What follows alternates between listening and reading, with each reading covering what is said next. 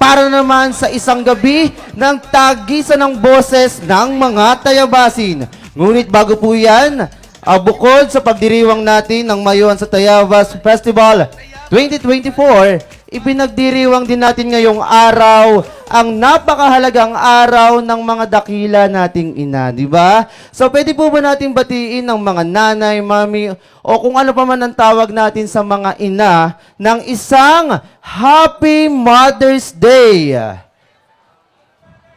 Ayan, Happy Mother's Day po. At maraming salamat sa walang humpay na pagmamahal sa amin. Alright, ngayong gabi, 23 tayabasin ang magpapamalas ng kanilang husay sa pag-awit. Nahinati sa 3 kategorya. Sino-sino ang susunod na kampyon sa pakantahan sa Mayuhan 2024? At bago po yan, para po tayo ay bigyan ng mas maraming biyaya at pagpapala ngayong gabing ito, magsitayo po tayong lahat para sa isang panalangin sa pamamagitan ng doxology na susundan ng pag-awit ng pambansang awit ng Pilipinas.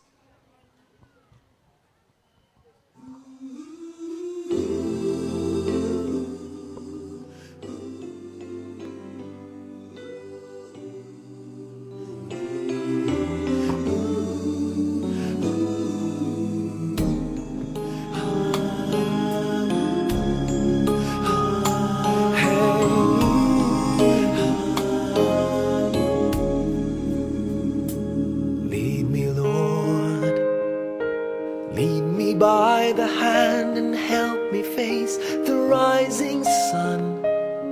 Comfort me through all the pain that life may bring. There's no other hope that I can lean upon. Lead me, Lord, lead me all my life. Walk by me. Walk by me across the lonely roads that I may face. Take my arms and let your hand show me the way. Show the way to live inside your heart. All my days, all my life, you are my life. The lamp upon my feet. All the time, my Lord, I need you there. You are my light. I cannot live alone. Let me stay by your guiding love all through my life. Lead me.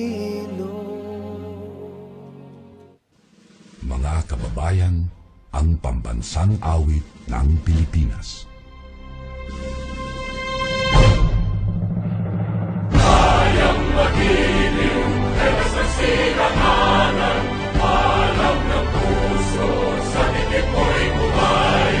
Lupang hinirang, tuyag ka ng magiting, sa manluluping, di ka pasisigil, sa nagatang tutok sa simoy at sa langit kong pagaw, ay hinagang tulakaw.